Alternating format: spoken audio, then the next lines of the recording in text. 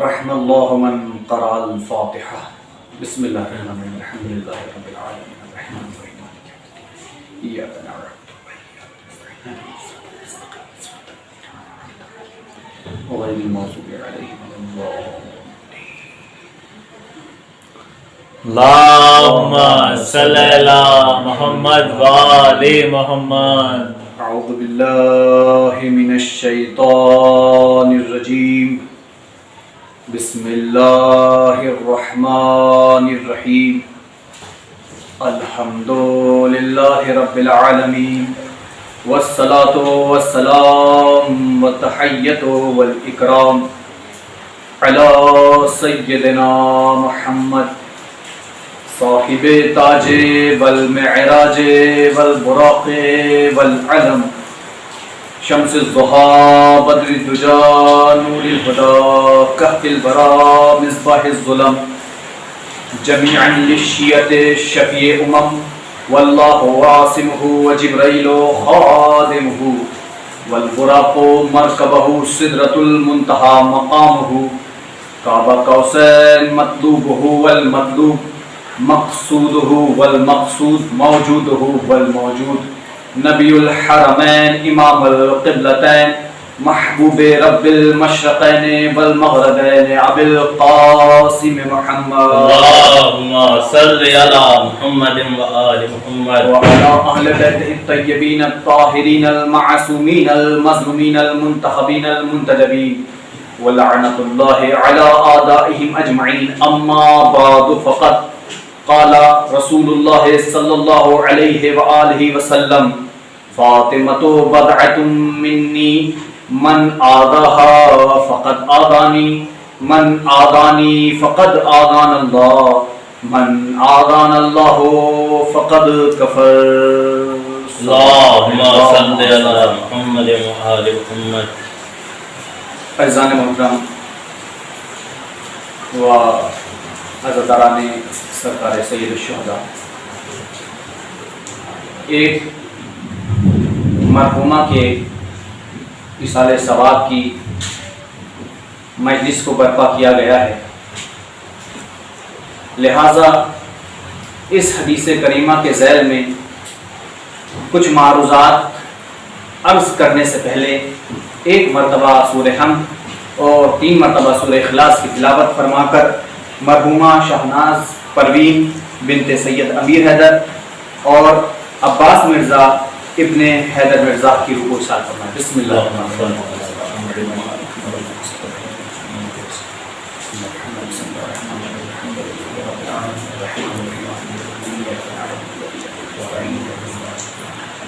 صراط الذین انعمت علیہم غیر المغضوب علیہم ولا الضالین۔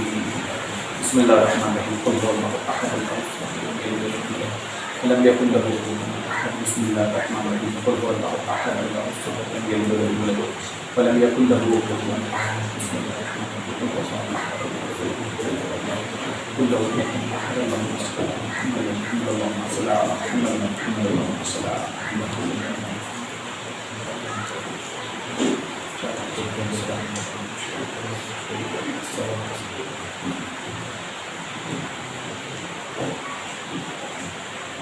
اللهم صل على محمد اللہم صلی علی محمد وآل محمد۔ عزیزان محترم و عزاداران سرکار سید الشہداء، جیسا کہ آپ کے علم میں ہے کہ مجلس مرحومہ کی اصالہ ثواب کی رکھی گئی ہے اور ایک مرحوم کی بھی۔ جب میں نے یہ سنا کہ مرحومہ کی اصالہ ثواب کے لیے مجلس کا انعقاد کیا گیا ہے تو میں تذبذب میں تھا کہ کس موضوع کا انتخاب کروں، لیکن چونکہ مجلس ایک خاتون کے اصالہ ثواب کی تھی، لہٰذا میں نے اس موضوع اور اس مجلس کے لیے جس موضوع کا انتخاب کیا وہ ہماری اور آپ کی شہزادی کونین حضرت فاطمہ زہرا سلام اللہ صلی علی محمد وآل محمد۔ یوں تو آل محمد کا گھرانہ ہر ایک فرد ایصال ثواب کا ذریعہ ہے، لیکن چونکہ مجلس ایک خاتون کے اصال ثواب کے لیے رکھی گئی، لہذا سیدۃ النساء العالمین کو میں نے اپنا موضوع گفتگو بنایا۔ پیغمبر کون؟ جو 1,23,999 نبیوں کے سلطان، یاسین، طٰہٰ، مزمل، مدثر، کملی اوڑھنے والا، شمع توحید کے لیے فانوس بن کر آنے والا، خدا کے نام کا ڈنکا بجانے والا، جاہلوں کو مسلمان بنانے والا، مسلمانوں کو تراش کے صاحب ایمان بنانے والا، صاحبان ایمان کو تراش کر کے نکھار کر کے سلمان بنانے والا، سلمان جیسی شخصیت کو نکھار کے حافظ قرآن بنانے والا، ارشاد فرما رہا ہے فاطمۃ بضعۃ منی من آذاہا فقد آذانی، من آذانی فقد آذان اللہ، من آذان اللہ فقد کفر۔ یہ میں نے آپ کے سامنے حدیث کریمہ آپ کی سماعتوں کی نظر کی۔ دیکھیے میرا روحانی سفر یہیں سے شروع ہو جاتا ہے کہ پیغمبر کیا فرما رہے ہیں، فاطمۃ بضعۃ منی۔ یہ ایسی حدیث ہے کہ ہزارہا اس موضوع پر مجلسیں پڑھی اور سنی گئی ہوں گی، یقیناً چونکہ یہ ایک موضوع ایسا ہی ہے، لہذا میں آپ کے سامنے یہاں کے اوپر صرف اصال ثواب کے عنوان سے چند باتیں عرض کروں گا کہ پیغمبر نے کیا فرمایا، فاطمۃ بضعۃ منی، فاطمہ میرا پارے جگر ہے، فاطمہ میرا ٹکڑا ہے، فاطمہ میرا جز ہے۔ غور طلب بات یہ ہے کہ فاطمہ کو یہاں کے اوپر جز کہا گیا، غور کریے گا، جز کیوں کہا گیا، کیا بات ہے، کیا فکر کی بات ہے یہاں پر کہ فاطمہ میرا جز ہے۔ دیکھیے جز کی کیا صفت ہوتی ہے، کیا کوالٹی ہوتی ہے، کیا صفت ہوتی ہے۔ جز کی صفت یہ ہوتی ہے اگر اس کو کل سے جدا کر لیا جائے تو کل ناقص نظر آتا ہے۔ غور کریے گا بھائی، اگر جز کو کل سے الگ کر دیا جائے تو کل اپنے آپ میں ناقص نظر آئے گا۔ تو آپ کہیں گے مولانا ذرا ہمارے لیے بات واضح نہیں ہوئی۔ میں نے کہا آپ ایک ممبر تصور کریں، ممبر مثال کے طور پہ ممبر میں 7 پٹرے لگے ہوئے ہیں، اگر ان 7 پٹروں میں سے 2 پٹرے نکال لیے جائیں تو ہم یہ کہیں گے کہ مولانا ذرا ممبر پہ جائیں اور مجلس کو خطاب کریں۔ اب مولانا ممبر دیکھیں گے اس میں 7 پٹروں کی جگہ ہے لیکن اس کے 2 پٹرے نکلے ہوئے ہیں۔ آپ کہیں گے، آپ جب یہ کہیں گے مولانا ذرا تشریف لے آئیں تو ہم دیکھ کر یہی کہیں گے بھائی ممبر تو ناقص ہے۔ غور کریے گا، ممبر تو ناقص ہے، آپ کہیں گے مولانا صرف 2 ہی تو پٹرے ہیں۔ میں نے یہ کہا، میں یہ کہوں گا کہ ظاہراً یہ 2 پٹرے نکلے ہوئے ہیں لیکن جز کو جدا کر دیا گیا ہے، لہذا کل اپنے آپ میں ناقص نظر آ رہا ہے۔ صلوات محمد یہی مسئلہ یہاں کے اوپر ہے۔ فاطمہ رسول خدا صلی اللہ علیہ وآلہ وسلم کا جز ہے۔ اب تاریخ شاہد ہے جس نے بھی فاطمہ کو رسول سے جدا کیا اور یہ چاہا کہ رسول کو ادراک کر لیا جائے، رسول کو سمجھ لیا جائے، رسول کو اپنے ذہنوں میں بٹھا لیا جائے، جس نے فاطمہ کو الگ کر کے رسول کو سمجھنے کی کوشش کی، بس وہ آخر میں یہی کہتے نظر آئے کہ رسول ہم جیسا، رسول ہم جیسا۔ میں نے یہ کہا، میں یہ کہوں گا، ارے نادان، یہ تمہاری غلطی نہیں ہے، غلطی تمہاری فکر کی ہے۔ تم نے فاطمہ کو رسول سے جدا کر دیا تو لہٰذا تم نے جز کو کل سے جدا کر دیا، لہٰذا تمہاری سمجھ میں رسول کامل نہیں آ سکتا بلکہ ناقص ہی سمجھ میں آئے گا۔ صلوات بس چند لمحوں کی زحمت آپ کی سماعتوں کے نظر، بس جلدی جلدی، چونکہ اصال ثواب کا موضوع ہے۔ پیغمبر نے کیا فرمایا، اس کا ترجمہ مکمل طریقے سے کر دوں کہ فاطمہ بضعۃ منی من آذاہا فقد آذانی، من آذاہا، جو کوئی بھی، من مانے شرطیہ داخل ہوا ہے، جو کوئی بھی فاطمہ کو اذیت پہنچائے گا، غور کریے گا، جو کوئی بھی فاطمہ کو، من شرطیہ داخل ہو، من آذاہا فقد آذانی۔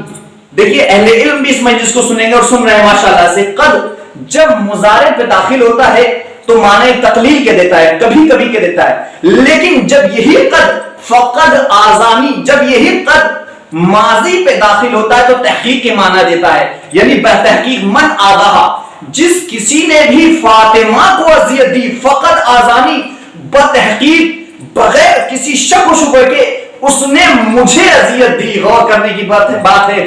فقط آزانی من آزانی فقط آزان اللہ, یہاں پر بھی قد استعمال ہوا ہے اور ماضی کے اوپر داخل ہوا ہے. جس نے مجھے اذیت دی فقط آزان اللہ, گویا اس نے اللہ کو اذیت دی, گویا اس نے اللہ کو تکلیف دی.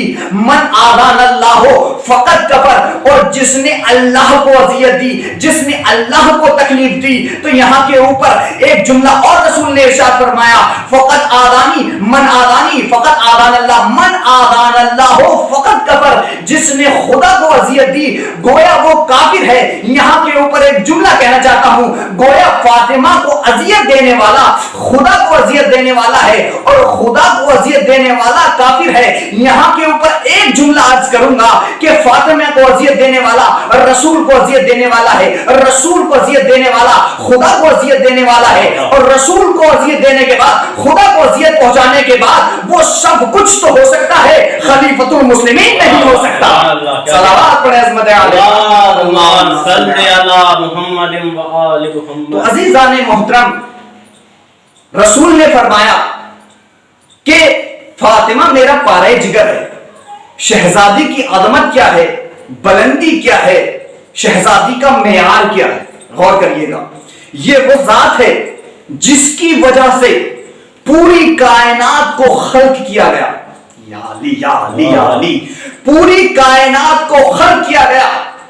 آپ نے وہ حدیث قدسی سنی ہوگی کہ لولا کا لما خلقت الافلاق, لولا علی لما خلقت, لولا فاطمہ لما خلقتکما, کہ اے حبیب اگر تمہیں خلق کرنا مقصد نہ ہوتا, اگر تمہیں پیدا کرنا مقصد نہ ہوتا, تو یہ کائنات کا یہ حسین و جمیل, یہ زمین کا فرش, یہ آسمان کا شامیانہ, یہ سیارے, یہ ستارے میں نہ بناتا.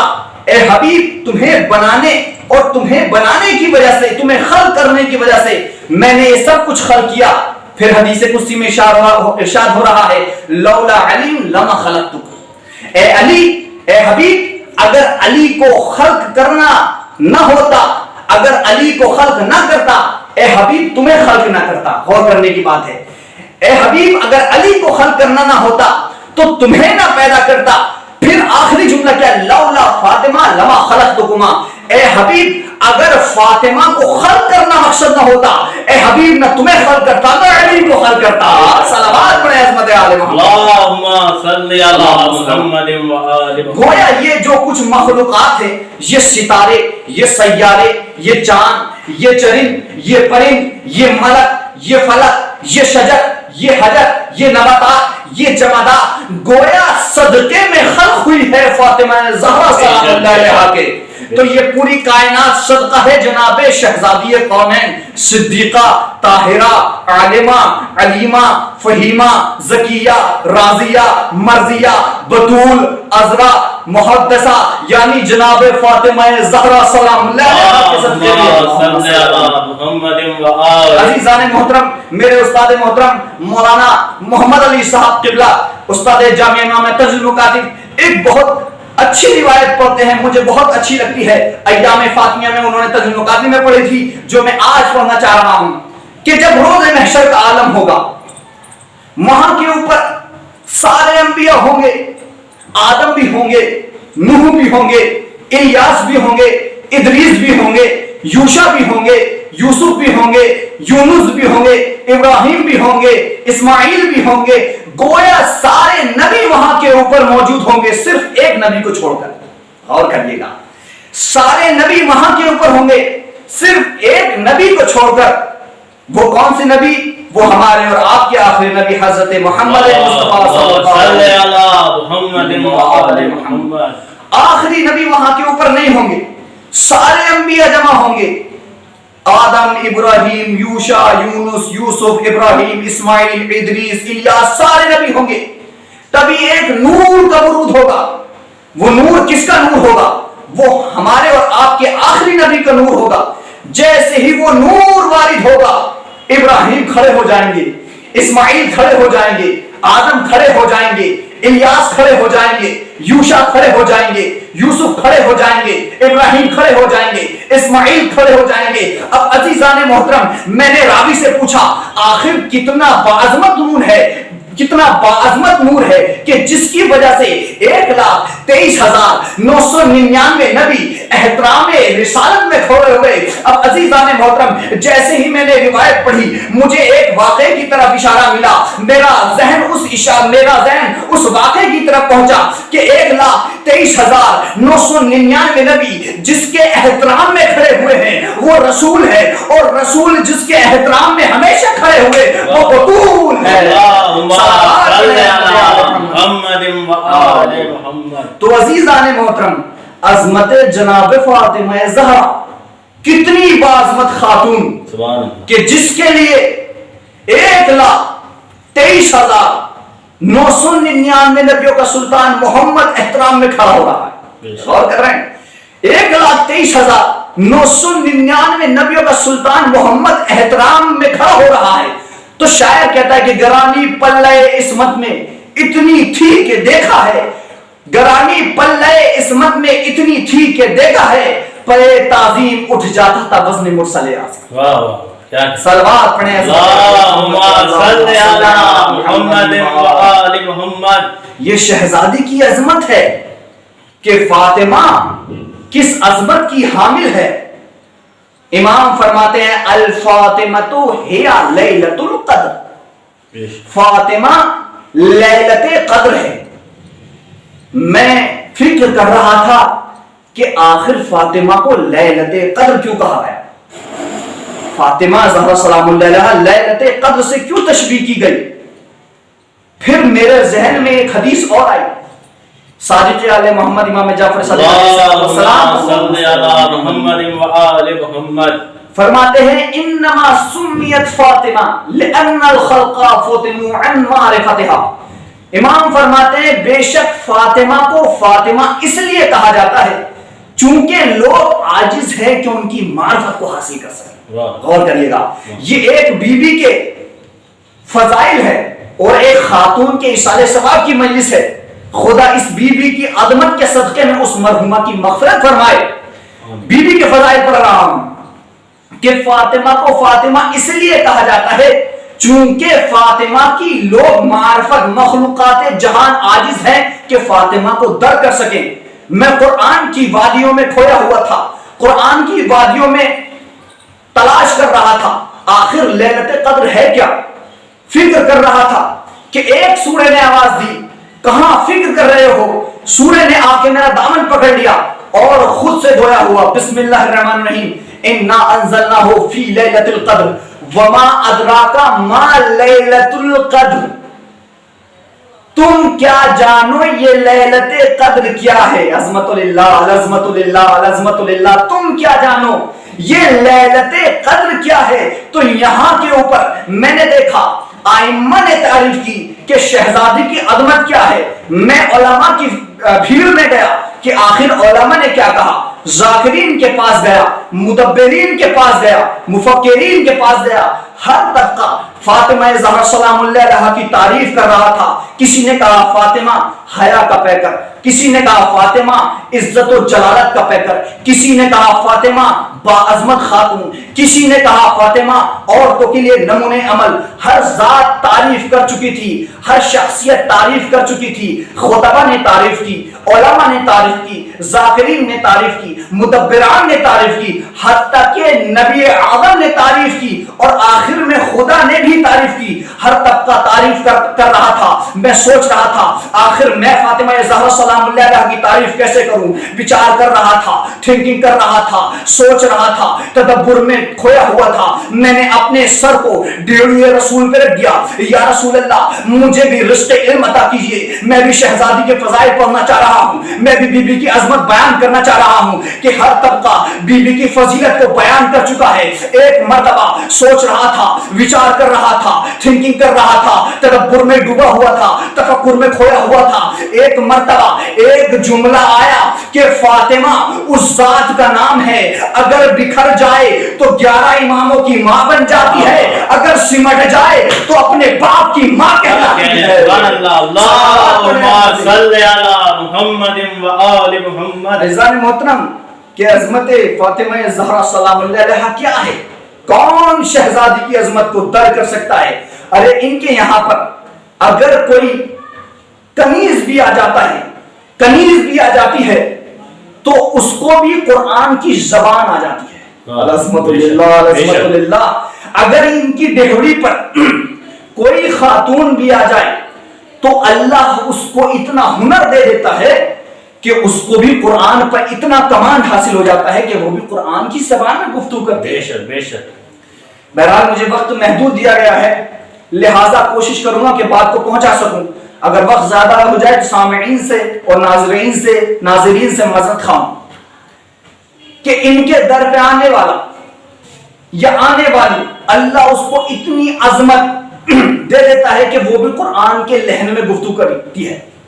آپ نے جناب فضہ سلام اللہ علیہ کا نام سنا ہے. عظمت جناب فضہ سلام اللہ علیہ اللہم صلی علی محمد و آل محمد. جناب فضہ سلام اللہ علیہ عبداللہ ابن مبارک بیان کرتے ہیں کہ ایک مرتبہ میں راستے میں کھو گیا، حج کا ارادہ کیا تھا. اب جب میں حج کرنے جا رہا تھا تو میں راستہ بھٹک گیا، ایک جنگل میں پہنچا. غور کریے گا بھائی، میری طرف توجہ کریں. میں راستہ بھٹک گیا. جب میں ایک جنگل میں پہنچا تو جنگل میں دیکھا کہ میری طرح کوئی خاتون ہے، وہ بھی اپنے راستے کو بھول گئی ہے، وہ بھی میری طرح راستے سے بھٹک گئی ہے. میں گیا، میں نے کہا بیوی تم کون ہو؟ اس بیوی نے کچھ نہیں جواب دیا، قرآن کی زبان میں گویا ہوئی. یا علی یا علی یا علی. قرآن کی زبان میں گویا ہوئی اور کہنے لگی قل سلام فسوف تعلمون. یعنی اس کا مطلب یہ تھا جیسے ہی عبداللہ ابن مبارک نے یہ آیت سنی قل سلام فسوف تعلمون، یعنی پہلے سلام کرو اس کے بعد کوئی کلام کرو. سمجھ رہے آپ؟ اس کے بعد کوئی کلام کرو. عبداللہ ابن مبارک نے سلام کیا اور ساتھ ہی ساتھ دوسرا سوال بھی کر لیا. جناب عبداللہ ابن مبارک نے کہا اچھا تم یہاں پر کیسے آئی، تمہارا آنا کیسے ہوا اس جنگل میں؟ تو جناب فضہ اس کو جواب نہیں دیتی ہیں بلکہ قرآن سناتی ہے، وہ سمجھ جاتا ہے. غور کریے گا، جناب فضہ پھر قرآن کی آیت پڑھتی ہیں فَمَن يَهْدِي مَنْ أَضَلَّ اللَّهُ، یعنی جس کو اللہ گمراہی میں چھوڑ دے اس کو کون راہ راست دلا سکتا ہے. عظمت للہ. اللہم صلی علی محمد و آل محمد. اب جیسے ہی اس نے یہ سنا وہ حیران ہو گیا عبداللہ ابن مبارک، بھائی یہ تو کچھ بول ہی نہیں رہی، یہ تو وہی بول رہی ہے جو قرآن میں ہے سب کچھ، یہ تو یہ گویا قرآن کی زبان میں گفتگو کر رہی ہے. وہ ڈر گئے اور کہنے لگے کہ اچھا آپ یہ بتائیں کہ آپ جنوں میں سے ہیں یا انسانوں میں سے ہیں؟ چونکہ ڈر گئے تھے کہ آپ جنوں میں سے ہیں یا انسانوں میں سے ہیں. اب جیسے ہی یہ سنا کہ جنوں میں سے انسانوں میں سے، جناب فضہ سمجھ گئی کہ اس کو خوف ہو رہا ہے. جناب فضہ پھر قرآن کی زبان میں گویا ہوتی ہیں اور کہتی ہیں بسم اللہ الرحمن الرحیم یا بنی آدم خذوا زینتکم عند کل مسجد. اے بنی آدم جب مسجد کا ارادہ کرو، جب مسجد کا قصد کرو تو اپنے آپ کو بنا سوار کے مسجد کی طرف لے جایا کرو. یعنی جب مسجد جایا کرو اپنے آپ کو بنا سوار کر کے بن سور کے جایا کرو. اب جناب عبداللہ ابن مبارک نے جیسے ہی آیت سنی سمجھ گئے کہ یہ عورت جو ہے انسانوں میں سے ہے، جنوں میں سے نہیں ہے. صلوات اللہم صلی علی محمد و آل محمد. عبداللہ ابن مبارک پھر ایک سوال کرتے ہیں اچھا بی بی تم کہاں سے آ رہی ہو؟ جناب فضہ پھر کہتی ہیں بسم اللہ الرحمن الرحیم اولئک ینادون من مکان بعید. گویا وہ دور سے پکارے جائیں گے، یعنی جناب فضہ کا اشارہ یہ تھا کہ میں بہت دور سے آ رہی ہوں. جناب عبداللہ نے جیسے یہ آیت کریمہ سنی سمجھ گئے. پھر ایک اور سوال کیا اچھا محترمہ یہ بتائیے کہ آپ کو جانا کہاں ہے؟ جناب فضہ پھر زبان قرآن میں گویا ہوئی اور فرماتی ہے بسم اللہ الرحمن الرحیم للہ علی الناس حج البیت من استطاع الیہ سبیلا. اس کا مفہوم، اس آیت کا مفہوم یہ ہے کہ اللہ جس کو صاحب استطاعت کر دے اس کے لیے ضروری ہے کہ وہ حج کے لیے جائے. یعنی جناب فضہ کا ہدف یہ تھا کہ میں حج کے لیے جا رہی ہوں، کہیں اور نہیں جا رہی. اب جناب عبداللہ قرآن کی آیتیں سن رہے ہیں، قرآن پہ اتنا عبور ایک بیوی کو. اچھا تم اپنے قبیلے سے، اپنے قافلے سے بھٹک گئی ہو، کتنے دن سے تمہیں اپنے قافلے سے بچھڑے ہوئے ہو گئے. اب جناب فضہ پھر زبان قرآن میں گویا ہوتی ہیں.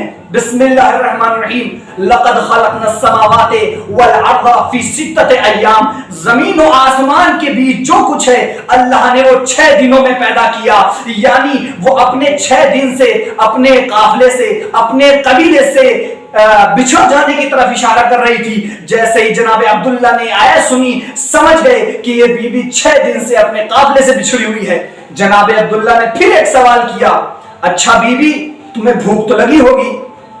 اب جناب فضہ نے جیسے یہ سوال سنا کہ تمہیں بھوک تو لگی ہوگی، جناب فضہ پھر زبان قرآن میں گویا ہوتی ہے بسم اللہ الرحمن الرحیم وما جعلناہم جسدا لا یاکلون الطعام. اور ہم نے جن انسانی کو، ہم نے جسم انسانی کو ایسا نہیں بنایا کہ وہ کھانے کی حاجت نہیں رکھتے. یعنی جناب فضہ کا یہ اشارہ تھا کہ مجھے بھوک لگی ہے لہٰذا تم کھانا لے آؤ، میں کھانا تناول کیوں کروں گی. صلوات پڑھیں عظمت اللہم صلی علی محمد وآل محمد. اب وہ کھانا لائے، کھانے سے فارغ ہوئی. اب جیسے ہی کھانے سے فارغ ہوتی ہے جناب فضہ، وہ کہتا ہے، شخص کہتا ہے کہ بی بی جلدی چلو. اب وہ جناب عبداللہ ابن مبارک اونٹ پہ سوار ہیں، اونٹ پہ سوار ہیں اور ان سے کہہ رہا ہے جلدی چلو. جناب فضہ کہتی ہیں لا یکل بسم اللہ الرحمن الرحیم لا یکلف اللہ نفسا الا وسعها. پروردگار عالم کسی کو اس کی طاقت سے زیادہ تکلیف نہیں دیتا. تو اب جیسے ہی جناب فضہ نے یہ آیت پڑھی وہ سمجھ گیا کہ اس بی بی کے اندر اب سکت نہیں ہے کہ پیدل چل سکے، لہٰذا اب اس کو سواری پہ سوار کرنا ہوگا. اب جناب فضہ سے کہتا ہے اے بی بی آؤ میرے ساتھ اونٹ پہ سوار ہو جاؤ. اب جناب فضہ سلام اللہ علیہ نے سنا کہ آؤ میرے ساتھ اونٹ پہ بیٹھ جاؤ. چونکہ آل محمد کے گھرانے کی تربیت شدہ تھی. جناب فضہ کہتی ہیں بسم اللہ الرحمن الرحیم لو کانا آلہۃ الا اللہ لا فسدتا. اگر ایک خدا کے علاوہ زمین و آسمان میں دوسرا خدا ہوتا یہ کب کے فاسد ہو گئے ہوتے. یعنی اشارہ یہ تھا میں تیرے ساتھ تیری سواری پہ نہیں بیٹھ سکتی، میں تنہا بیٹھ سکتی ہوں. اب وہ جیسے ہی اس آیت کو سنتے ہیں سمجھ گئے یہ میرے ساتھ بیٹھنے کو تیار نہیں ہے، لہٰذا جناب عبداللہ ابن مبارک اترتے ہیں اور کہتے ہیں بی بی بسم اللہ آپ تشریف لے جائیں. اب جیسے ہی جناب فضہ سلام اللہ علیہ نے سنا پھر ایک آیت پڑھی بسم اللہ الرحمن الرحیم سبحان الذی سخر لنا ھذا وما كنا له سبحان الذی سخر لنا ھذا وما كنا له مقرنین وانا الى ربنا لمنقلبون. صلوات پڑھیں اللہم صلی علی محمد وآل محمد. یعنی میں تمہارے ساتھ اس اونٹ پہ نہیں بیٹھ سکتی. پھر اس کے بعد یہ دعائے سفر شہزادی فضہ سلام اللہ علیہ نے پڑھی. اب یہ عبداللہ ابن مبارک کہتے ہیں کہ پورا سفر گزر گیا، اب یہ بیوی کچھ بول ہی نہیں رہی. یہ تو وہی بول رہی ہے جو کچھ قرآن میں لکھا. غور کریے گا، یہ تو کچھ کلام ہی نہیں کر رہی، یہ تو کچھ گفتگو ہی نہیں کر رہی، یہ تو صرف قرآن پڑھتی جا رہی ہے. کہ خدا کا شکر، جناب عبداللہ ابن مبارک کہتے ہیں کہ خدا کا شکر ہے کہ ہم قافلے سے جا ملے. میں نے کہا بی بی یہ بتائیے تمہارا اس قافلے میں ہے کون؟ تمہارا اس قافلے میں کون ہے؟ جناب فضہ کہتے ہیں بسم اللہ الرحمن الرحیم یا داؤد انا جعلناک خلیفۃ فی الارض. پھر اس کے بعد ایک آیت اور پڑھی وما محمد الا رسول. اس کے بعد ایک اور آیت پڑھی یا یحییٰ خذ الکتاب بقوہ. ایک آیت اور پڑھی یا موسیٰ انی انا اللہ رب العالمین. 4 آیتیں مسلسل جناب فضہ نے پڑھی. ایک مرتبہ جیسے ہی جناب عبداللہ ابن مبارک نے 4 آیتوں کو سنا وہ سمجھ گئے کہ اس کے جو خاندان، اس کے قبیلے سے جو لوگ ہیں وہ 4 ہیں، 4 جوان اس قبیلے سے نکلے، انہوں نے آواز دی کہ حاضر ہیں ہم۔ جناب فضہ نے 4 جوانوں کو آتے ہوئے دیکھا، عبداللہ ابن مبارک ان 4 جوانوں کی طرف متوجہ ہوئے، اور 4 جوان جیسے ہی جناب فضہ کے پاس آئے، جناب فضہ اب ان جوانوں سے مخاطب ہوئی اور ایک آیت پڑھی، بسم اللہ الرحمن الرحیم، یا ابت استاجر ہو ان خیر من استاجرت القوی المبین، یعنی اشارہ یہ تھا کہ اس کو کچھ دے دو، اس نے میرے ساتھ احسان کیا ہے۔ یا علی یا علی، یہ آل محمد کے گھر کی پروردہ ہیں، اگر ان کے ساتھ کوئی احسان کرتا ہے تو اس کے احسان کو اپنے اوپر نہیں رہنے دیتے۔ صلوات صلی اللہ محمد و آل محمد، یہ آل محمد کے گھرانے کی خاتون ہیں۔ اب اس کو دے دیا گیا، جناب فضہ نے دیکھا کہ جو کچھ عطا کیا گیا ہے وہ کچھ کم ہے۔ جناب فضہ پھر قرآن پڑھتی ہیں، بسم اللہ الرحمن الرحیم، واللہ یضاعف لمن یشاء، کہ پروردگار جس کو چاہتا ہے اس کے رزق میں اضافہ کر دیتا ہے۔ یعنی یہ مفہوم آیت یہ ہے، وہ سمجھ گئے کہ یہ کچھ جو دیا ہے یہ کم ہے، اس میں کچھ اور اضافہ کر دیا جائے، اس میں کچھ اور اضافہ کر دیا جائے، لہٰذا ہم نے کچھ اور بھی اضافہ کر دیا۔ ایک مرتبہ وہ شخص جو عبداللہ ابن مبارک تھا وہ مطمئن ہو گیا تھا یہ کسی شریف گھرانے کی خاتون ہے۔ ایک مرتبہ جیسے ہی وہ 4 جوان آئے، امام حسن علیہ السلام بھی ان میں موجود ہے، جناب عبداللہ ابن مبارک نے کہا، اے جوان، جناب عبداللہ ابن مبارک نے کہا، اے میرے مولا یہ تو بتائیے یہ کون ذات ہے، یہ کون خادمہ ہے، یہ کون سی بی بی ہے کہ جس کو قرآن پہ اتنا عبور ہے۔ ایک مرتبہ امام حسن علی مقام نے عبداللہ ابن مبارک کی طرف دیکھا اور کہا، تم نے پہچانا نہیں، یہ شیر خدا علی مرتضیٰ غالب کل غالب علی ابن ابی طالب علیہ السلام اور فاطمہ زہرا سلام اللہ علیہا کی کنیز ہے، اور شہزادی زہرا نے اس کی تربیت ایسی کی ہے کہ 20 سال ہو گئے آج تک قرآن کی زبان میں گفتگو کر رہی ہے۔ میں کہوں گا اے عبداللہ، تم نے پہلا سوال کیا، قرآن کی زبان میں جواب سنا، دوسرا سوال کیا،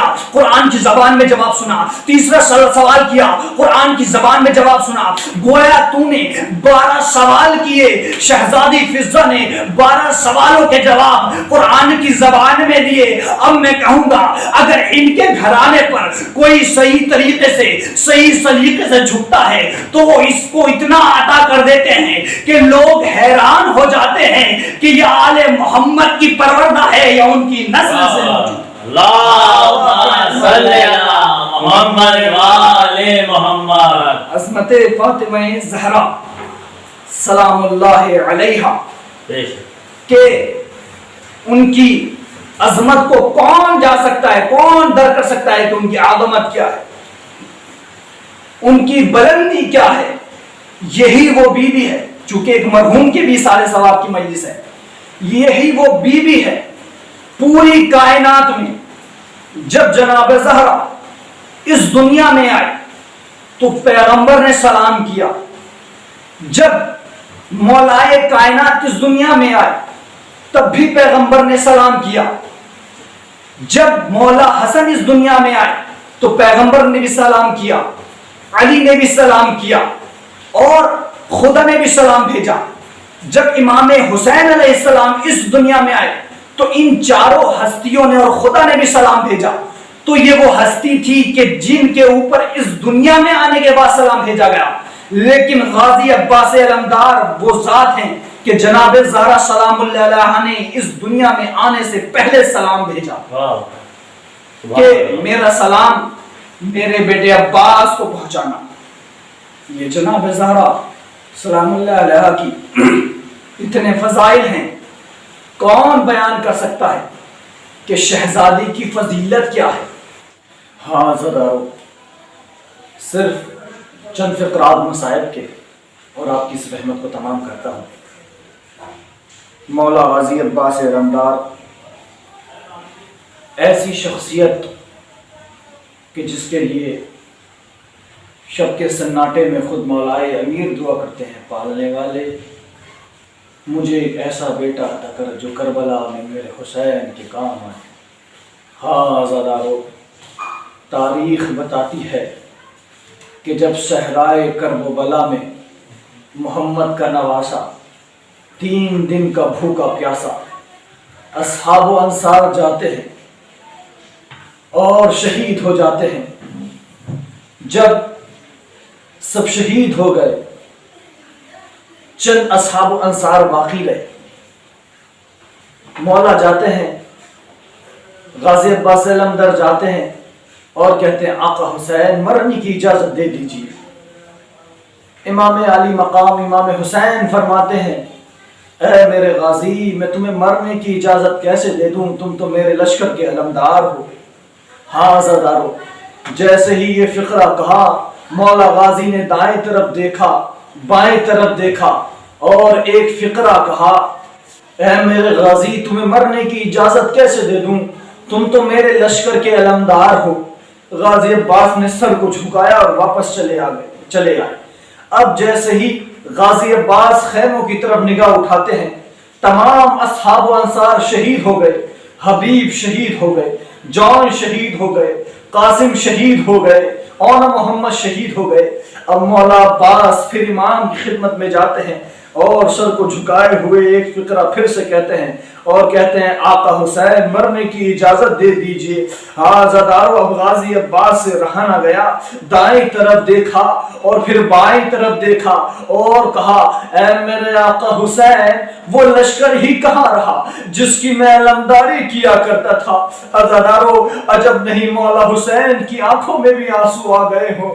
ایک مرتبہ مولا حسین نے کہا، عزادارو تاریخ بتاتی ہے، اس کے بعد امام حسین نے کہا اے عباس، تم جانا ہی چاہتے ہو، جاؤ بچوں کے لیے پانی کا انتظام کر دو۔ جیسے ہی غازی عباس علمدار نے یہ دیکھا مولا نے اجازت دے دی ہے لیکن بچوں کے لیے پانی کا انتظام کرنا ہے، مولا غازی عباس خیموں کی طرف چلنے لگے۔ ادھر جناب سکینہ سلام اللہ علیہا، پیاسوں کی سردار، ہاتھ میں خالی کوزے لیے ہوئے بچے العطش العطش کی آوازیں بلند کر رہے تھے۔ ہاں عزادارو، جیسے ہی جناب سکینہ سے غازی عباس علمدار نے کہا اے میری شہزادی سکینہ، جاؤ اپنا سوکھا مشکیزہ لے آؤ، میں تمہارے لیے پانی کا انتظام کیے دیتا ہوں۔ عزادارو تاریخ بتاتی ہے جیسے ہی جناب سکینہ سلام اللہ علیہ نے یہ فقرہ کہا، یہ فقرہ سنا، دوڑی ہوئی جاتی ہے اور بچوں سے کہتی ہے اے بچوں اب رو نہیں، اے بچوں میرا چچا، میرا شیر چچا اب تمہارے لیے پانی کا انتظام کرنے جا رہا ہے۔ عزادارو تاریخ بتاتی ہے جناب سکینہ نے سوکھا ہوا مشکیزہ دیا، جناب سکینہ سے وہ مشکیزہ لے کر کے اب بیبیوں کے پاس آنے لگے، اب بیبیوں کے پاس آئے، بیبیوں سے رخصت ہونے لگے۔ ہاں عزادارو، جب جناب زینب سلام اللہ علیہ کے پاس آئے، جناب زینب نے رخصت کر دیا، لیکن جیسے ہی جناب زینب سلام اللہ علیہ رخصت کرنے کے لیے اجازت دے رہی تھی تو ایک فقرہ کہا اے میرے شیر عباس، جب میں چھوٹی تھی تو میں بابا کی گود میں بیٹھی ہوئی تھی، جیسے ہی بابا کی گود میں بیٹھی ہوئی تھی کہ میرے شانوں سے ردا ہٹ گئی، میرے بابا علی نے میرے شانوں کا بوسہ لیا۔ اے میرے شیر عباس، میں نے اپنے بابا سے پوچھا بابا کیا وجہ ہے کہ میرے بازوؤں کا آپ بوسہ لے رہے ہیں؟ ایک مرتبہ میرے بابا نے کہا تھا اے زینب، وہ دن بھی آئے گا کہ ان بازوؤں میں رسن باندھی جائے گی۔ عباس، میں سوچا کرتی تھی جیسے ہی میں بڑی ہوئی، میں سوچا کرتی تھی میرا گھر بھائیوں سے بھر گیا، میرے 18 بھائی، میں سوچا کرتی تھی ہائے جس کے 18 بھائی ہوں کس کی مجال ہے وہ میرے بازوؤں میں رسن باندھے۔ لیکن ہاں عباس، اب مجھے یقین ہو گیا تم بھی جا رہے ہو، اب حسین تنہا ہے، اب مجھے یقین ہو گیا کہ ان بازوؤں میں رسن باندھی جائے گی، مجھے گلیوں اور بازاروں میں پھرایا جائے گا۔ العظمت للہ، خدا آپ کو کوئی غم نہ دے، خدا مولا عباس کے صدقے میں مرحومہ اور مرحوم کی مغفرت فرمائے۔ عزادارو، جب بیویوں سے بھی مولا غازی عباس رخصت ہو گئے، اب امام حسین کے پاس آتے ہیں اور کہتے ہیں آقا میں نے بیویوں سے رخصتی حاصل کر لی ہے، میں نے اجازت حاصل کر لی ہے، اب آقا آپ بھی اجازت دیجئے۔ امام حسین نے نہ چاہتے ہوئے دل سے کہا عباس ٹھیک ہے چلے جاؤ۔ اب جیسے ہی غازی عباس چلے تو ایک مرتبہ کہا عباس ذرا رک جاؤ، کہا مولا آپ نے تو اجازت دے دی تھی، کہا عباس ذرا قریب آؤ، کہا مولا آپ کی خدمت میں یہ غلام حاضر ہے، کہا عباس ذرا اپنے علم کو نیچے لے آؤ، اس علم پہ لکھا ہوا تھا نصر من اللہ و فتح قریب۔ مولا حسین نے اس کو کاٹا اور لکھا انا للہ و انا الیہ راجعون۔ اللہ آپ کو کوئی غم نہ دے۔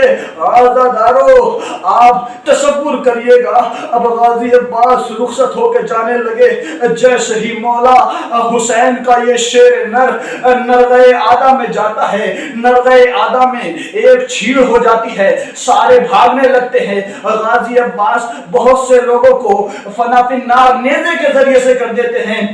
اب غازی عباس نے اپنا سوکھا ہوا مشکیزہ نہر فرات میں دیا۔ اب جیسے ہی نہر فرات میں دیا، ایک مرتبہ پانی کی طرف دیکھا، پانی کو اٹھایا، لیکن جب نہیں، راوی نے بیان کیا ہے کہ نہیں کیا، لیکن میں نے علماء سے سنا ہے، میں نے خطبہ سے سنا ہے، پانی کو ہاتھ میں لیا، ایک مرتبہ جیسے ہی اپنے قریب لائے، پانی کو نہر فرات کے اوپر دے مارا، عجب نہیں اس نہر فرات کے پانی میں سکینہ کا چہرہ نظر آ گیا ہو۔ یہ غازی عباس علمدار کی وفا تھی کہ حسین کے بچے پیاسے رہیں اور میں پی لوں، یہ نہیں ہو سکتا۔ العظمت للہ، خدا آپ کو کوئی غم نہ دے سوائے غم سید الشہداء کے۔ عزادارو، اب غازی عباس علمدار نہر فرات سے خیام حسینی کی طرف آنے لگے، جیسے ہی ملعون لعینوں نے دیکھا کہ یہ علی کا شیر عباس پانی لے کر جا رہا ہے، ادھر سے پسر سعد نے کہا یہ عباس ابن علی خیموں تک پانی پہنچانے نہ پائے۔ عزادارو، تاریخ بتاتی ہے کہ غازی عباس علمدار پر تیروں کی بارش ہونے لگی، مولا عباس کے بہت زیادہ تیر لگنے لگے۔ ایک ملعون نے قریب آ کر ایسا وار کیا کہ آپ کا دایاں بازو قلم ہو گیا۔ مولا عباس نے علم کو بائیں ہاتھ سے تھاما اور مشکیزے کو اپنے دانتوں سے اپنے دانتوں میں لیا۔ عزادارو، لیکن بہتے جا رہے تھے۔ ایک وقت وہ بھی آیا کہ ایک ملعون نے بائیں ہاتھ پر بھی وار کیا، میرے مولا کا بایاں بازو بھی قلم ہو گیا۔ ہاں عزادارو، تیروں کی بارش ہوتی جا رہی ہے۔ مولا غازی عباس کے دندان مبارک میں وہ مشکیزہ تھا، ایک ملعون نے ایسا وار کیا کہ مولا کے اس مشکیزے میں تیر آ کر لگا۔ غازی عباس نے اب اپنے گھوڑے کا رخ نہر فرات کی جانب دوبارہ کر لیا، چونکہ معلوم تھا اب سکینہ کو پانی نہ مل پائے گا، لہذا اب یہ شیر عباس کیسے بچوں کو منہ دکھائے گا۔ ہاں عزادارو، تاریخ بتاتی ہے اب جو گھوڑے سے غازی عباس زمین پہ آئے ہیں۔ عزادارو، ہر شہید جب بھی شہید ہوا ہے، ہر جوان، ہر مجاہد جب بھی گھوڑے سے آیا ہے، اس نے اپنے ہاتھوں کا سہارا لیا، لیکن غازی عباس جب گھوڑے سے زمین پر آئے ہیں نا، غازی عباس کے ہاتھ نہ تھے، منہ کے بل زمین پر آئے، آخری آواز دی، اے آقا حسین آخری سلام لیجئے۔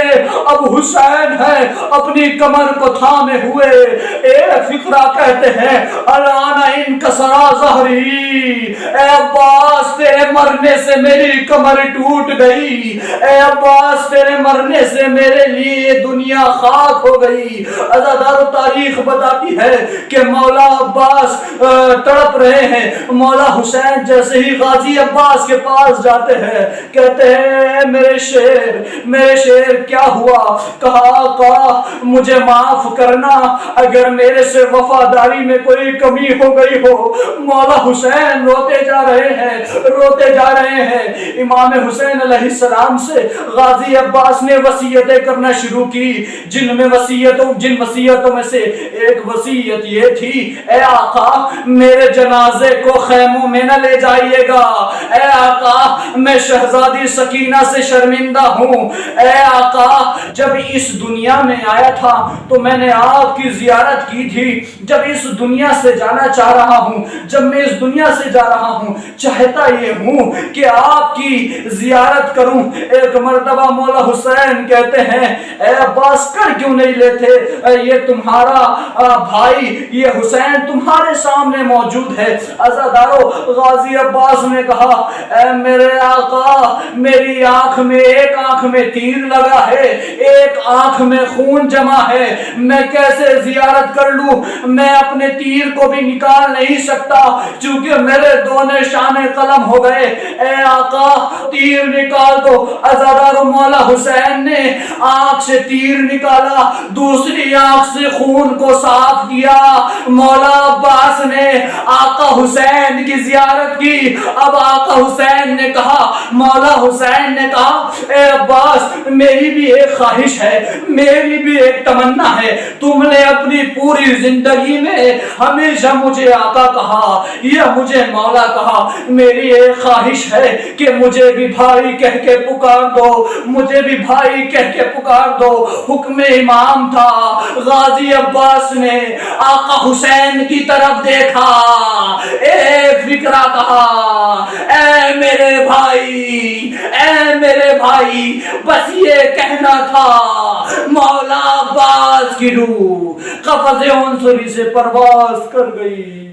بحق الزہرا ابیہا و بعلہا و بنیہا سر المستودع فیہا پروردگار چاہتا معصومین 1,40,000 نبی اور رحمت درود نازل فرما۔ اللہ آمین۔ خدایا انہی کے وسیلے سے ہماری اس مختصر سی بات قبول فرما۔ خدایا جس ہدف جس مقصد کے لیے اس مجلس عطا کا انعقاد کیا گیا ہے، خدایا ہمارے ہدف یہ ہے کہ مرحوم اور مرحومہ کو جوار ائمہ میں جگہ عنایت فرما۔ خدایا مرحوم اور مرحومہ کے تمام گناہ کبیرہ صغیرہ کو معاف فرما۔ خدایا کروڑ دلوں کی ایک دعا یعنی منتقم کربلا یوسف الزہرا حضرت حجت کے ظہور میں تعجیل فرما، تعجیل فرما۔ ایک مرتبہ سورہ حمد، 3 مرتبہ سورہ اخلاص کی طرف تلاوت فرما کر مرحومہ شاہ نواز پروین بنت سید امیر حیدر عباس مرزا ابن حیدر مرزا کی تو ایک مرتبہ سورہ حمد، 3 مرتبہ سورہ اخلاص تلاوت فرما کر